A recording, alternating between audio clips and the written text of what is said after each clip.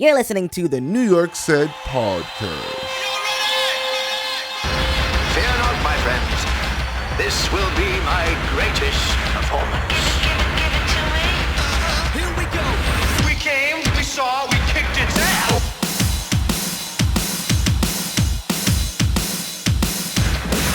Hey, this is Nico. What's up, Nico? How's everything? Good, how are you? All's well. Good, love to hear it. First off, congratulations. I know your book drops tomorrow. Thank you so much. And it's been a long time coming. It's been a long time coming. It's been a very long time coming. I think I cut into your work around Looping. You did a film called Looping with Matthew Silver and Rolling Stone. And I just remember sitting there like, what is this world? And the way you directed it, it just came out like a beautiful portrait. And after that, I just kept paying attention. So like, I'm from Queens, from South Jamaica, Queens. So like seeing someone take action with their love of New York instead of just saying it, but like actually taking action and actually making an impact on the community and we have so many mutual friends. It's probably a matter of time before we met, but I just wanted to salute you and say congratulations. The book is beautiful. Your people sent it to me, the preview. So congratulations. Hello? Oh, sorry. I was on mute. I was like talking the whole time saying, thank you. That's so nice of you, blah, blah, blah. I was like, what did I say? Did I say something wrong? No. He's like, did I offend him? No, thank you, man. I appreciate that. Can you talk to me about like how the book came to be? Yeah. I'm from New York. I grew up in Union Square. So I've kind of like been working on this, whether I know it or not, for 35 years. People call my Instagram like my love letter to New York, which I hate that phrase. Why is that? I don't know. It just kind of sounds kind of lame and cheesy, but I can't really think of, anything better. Like it does kind of illustrate the point. It is like everything I love about New York in one place. And that's kind of like what this book is. One of the most like frequently asked questions I get from strangers is, hey, I'm like visiting New York. Do you have any suggestions for places I can go? Mm-hmm. And I don't only get that from tourists. I get that from locals too. Like, hey, I'm like trying to get like the best pizza in this area. Do you have any suggestions? And I was like, why don't I just like make a book where, I can just point people in the direction of this book whenever they ask me these questions. It'll be a lot easier. I really started writing it, I think like 2.5 years ago. You said 2.5 years ago? Yeah. We started shooting in September of 2022, but like, there's obviously a lot of pre-pro work being done. So yeah, I would say like 2.5 years. But yeah, there was like a period of a year, maybe a year and a half, where me, my photographer, my co-writer, and my producer would just like go out and visit all of these spots and get to know the businesses. I mean, the majority of the businesses, I already knew their stories, but it was cool being able to dig into it with them and learn even more and put it all in the book. It's as much for locals as it is for tourists. For tourists, this is a book where you can buy it before coming to New York and you'll have a list of places to go. And then for locals, not only are a lot of the businesses maybe you never heard of, but for the businesses you have heard of, I'm like kind of telling their story. Like maybe you've been to Ray's candy store 15, 20 times, but you don't know Ray's story, and how he got here. So it's kind of like taking the storytelling side of like what I do and sort of combining it with a guidebook. No, it's very inviting. Every place that you featured, what you wrote wasn't like, sometimes people can be a little bit too verbose or just a little too like market speak with it. You're just like, yeah, this is what they call it. This is what I call it. This is how I met them. And it just feels like very like a friend, I'm that guy. When someone's in town, they're like, hey, can you give us a walk around? I'm like, absolutely. So then, usually start at West 4th and end at the Williamsburg Bridge. We just zigzag through the city. And so like, that's why I was so happy. Like there was people who I'm like, oh shit, Phil made it at, and from Greenwich Locksmith. Yeah. Yeah. And then, Dan, I just did a piece with, maybe a few weeks ago. I had been looking. Dan Smith? No, or Dan's parents. Dan over at the Hot Dog King. Oh, yeah. And Damn, so, there are a lot of Dans in my book. There's a lot of Dans. And so Dan, I had been like, when I saw Dan's story, I was like, I would love to talk to that guy. And then I couldn't find him. Like whenever I would go in front of the Met, he wouldn't be there. And then one day I got an email from him and he was like, hey, and I was like, you looking for me? I'm looking for you. And so we connected. That's awesome. So yeah, he's the best, man. Yeah, his story is so rich, you know. Bro. My doorbell just rang and my dog goes crazy when go that for happens. it. So give me 1 second. No problem. But yeah, you were talking about the Hot Dog King. Oh yeah, to see to see all the brick and mortars, but then to see the hot dog cart of the city to make it, it was just like fantastic. Oh yeah. Yeah, he's the best. I was actually with him the other day. I was like doing a Nike campaign, and I got him involved in the Nike campaign. So he was very excited about that. Yeah, that's incredible. Yeah. And then like during the pandemic, because I was living off Avenue D, and I was just living out there maybe like 4 or 5 years, and whenever it was cold out, of course I would hit Henry at Army and Navy bags, and so like when I saw the work that you did with him, can you talk about that for a minute? Yeah. So, during the pandemic, I think it was like probably April or May. I think maybe it was May. A friend of mine reached out and told me that this dude, Henry from the Army Navy store, was, really struggling. And another customer had opened up a GoFundMe for him for like $50,000 just to help him, stay in business. Because he wasn't getting any foot traffic and owed all this rent. And my buddy asked me if I could just like share the GoFundMe. But I was like, why don't I go and interview this guy? And I'd been there a bunch of times. I actually was looking through my photos and I had a photo of him from like 2015. Yep. So I guess that was like, but I think I'd been going there before, but we weren't like friends by any means. Like he was always friendly, but like we weren't on a first name basis. But I went and I interviewed him. And after I posted the video, people were just like going nuts. Like, oh, I love this guy. I got, telling stories about when they first went in, blah, blah, blah. And then like within a day, we raised $50,000 for the GoFundMe. And I was just floored because I didn't really realize the power that social media had, especially during this time.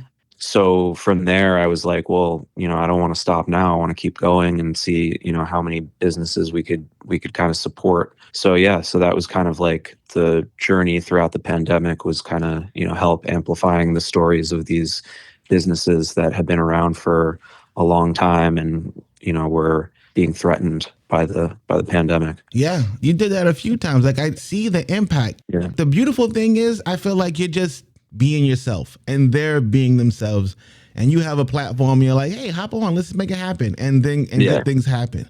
It doesn't feel like a quid quo pro kind of thing. For sure. And the best part about all of that is like it really created a lot of incredible friendships with these business owners, because like going through something like that, you obviously build a strong bond. And like some of my closest friends today are people that I met through the pandemic. Like Jamal from Village Revival Records has become like a very, very close friend of mine. And I actually went to school across the street from Village Revival Records on Bleecker Street, but I never went inside when I was a kid because it's not like a very kid-friendly place. But during the pandemic, someone had reached out to me who I think was working there at the time and asked if I could come help out. And yeah, Jamal and I have just like become very, very close. And he's just like one of several people that I've like have built these very strong relationships with over the course of however many years it's been. And that's like another reason why I wanted to make this book. Like I wanted to, you never know how long these businesses are going to be around for. I hope they're around forever. Yeah. But or even these people. Yeah, exactly. But with the way New York is going, you know, there's no telling. So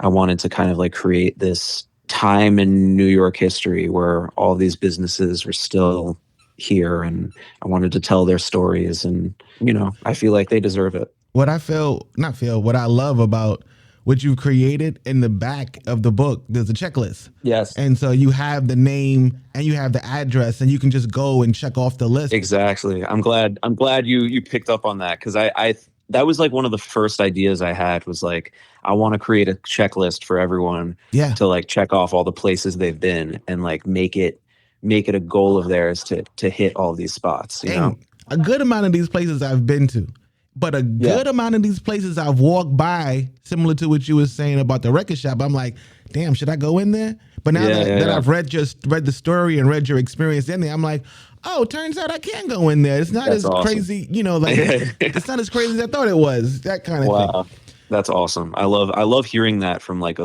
local, because like I said, it was so important to me as a local for this to be just as much for people who are from here than it is for tourists. It was like I didn't want this to just be like a standard guidebook that's just meant for people who are visiting from out of town. I want this for like locals to kind of rediscover their city. I'll just be honest with you. Like, my love for New York runs very deep. Like, when anything New York comes out, I'm like, okay. It had just like ultra scrutiny on it.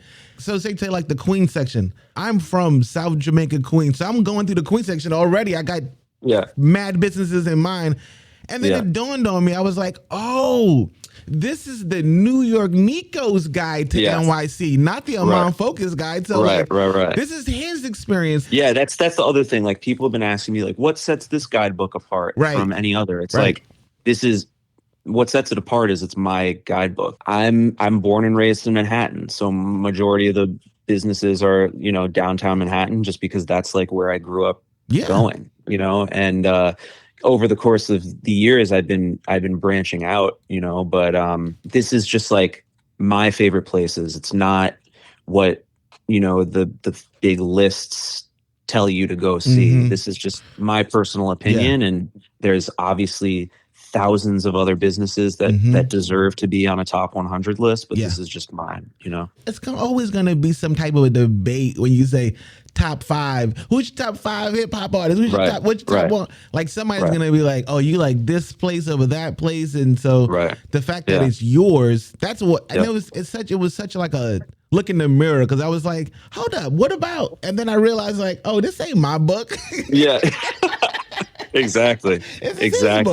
No, but I'm still, that's the beauty of this, is like I'm still discovering new places. Like, since the book I turned in the manuscript, I've found like 20 other businesses that I feel like deserve to be in the my top 100. So it's an ongoing thing.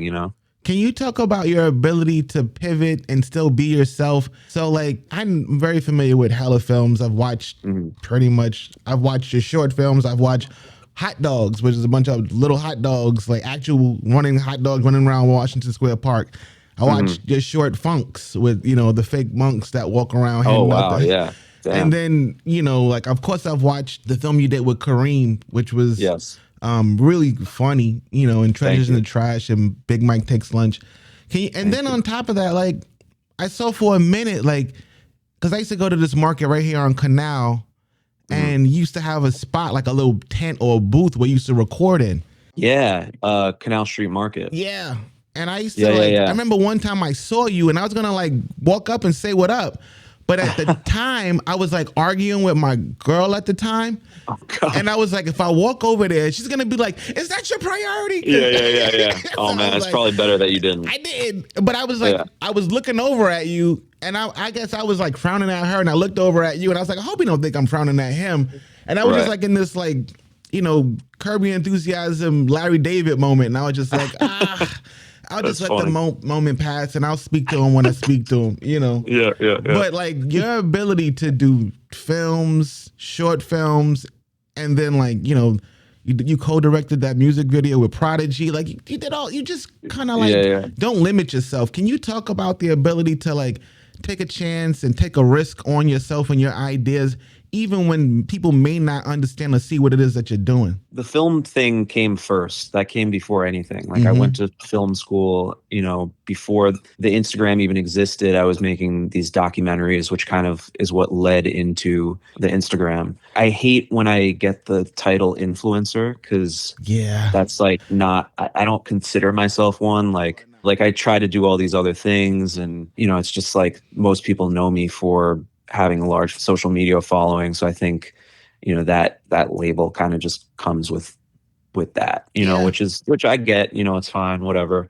But yeah, like I want to do it all. Like I want to make movies. I want to make documentaries, podcasts, that's what another reason why I made this book. It's like, I wanted to do something just beyond social media, and it's taking what people follow me for, but just, kind of expanding on it and creating a book out of it. Yeah. But yeah, so that's kind of it.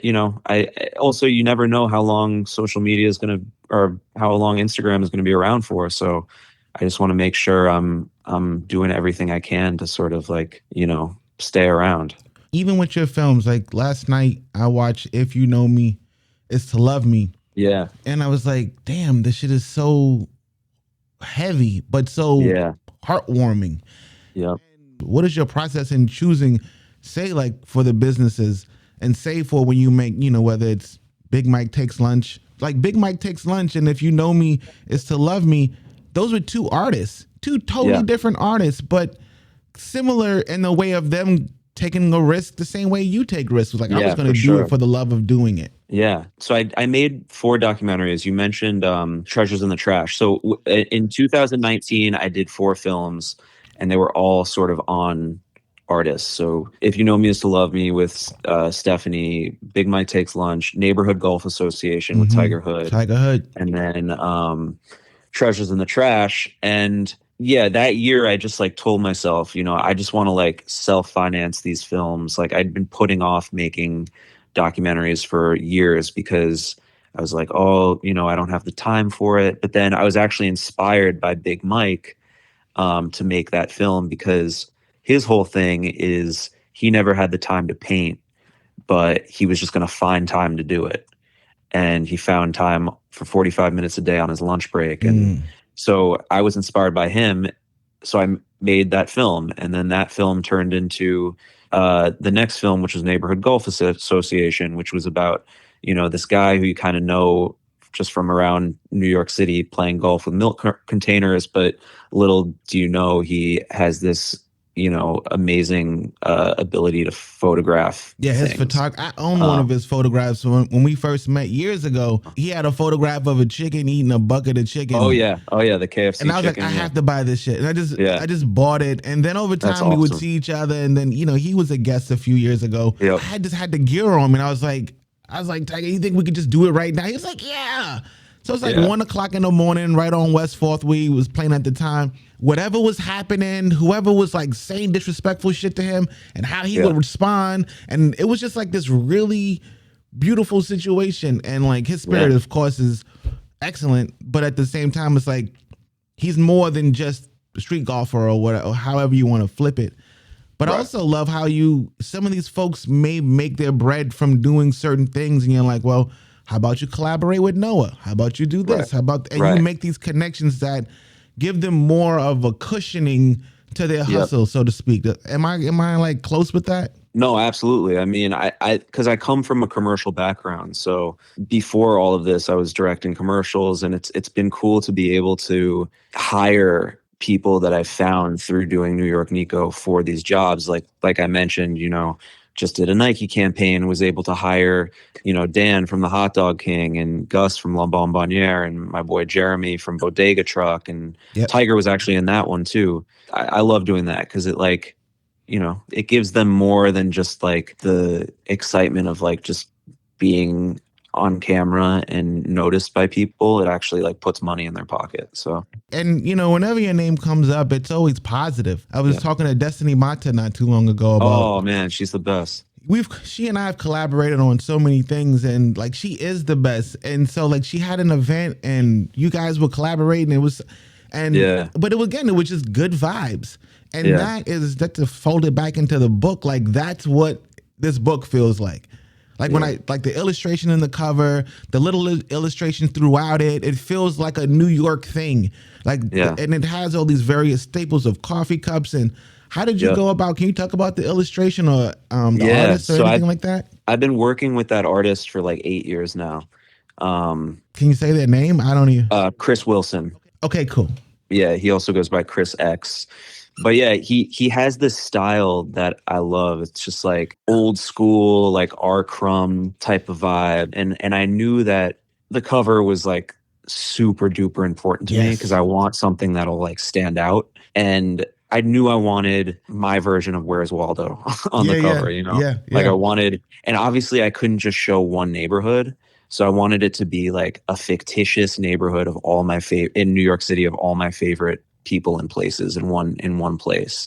So that was kind of like the the brief that I gave him. And I see it. Like I can see like the Army Navy next to the Punjabi. Yeah. Which I've Oh yeah, eaten there's once. a lot of there's a lot of deep cut Easter eggs in there too, like just like friends of mine just like hiding and stuff like that. So we had a lot of fun with that. This reminds me also of the Highlights magazine when I used to go to the doctor as a kid, and you'd have to do the searching and all that. You know what I mean? Yeah, exactly. I feel like his style of illustration like brought this sort of vibe to the book where it's like generally guidebooks are like very serious, and like I wanted this to be more fun and lighthearted. It absolutely is. You've done quite a bit, from commercials to various relationships, and even with this latest endeavor with the book, which I feel like it's a timeless piece. And I know we both know that New York is ever changing in some of these places. Yeah, of course. Who knows?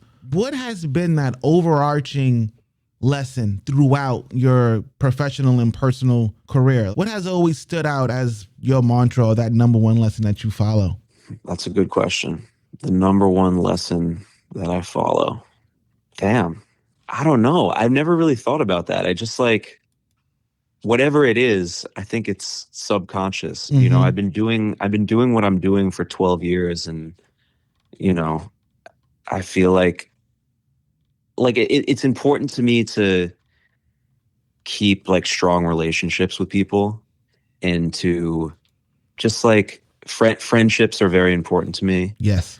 I'm not like a controversial person. I'm not a dramatic person. I'm not a confrontational person.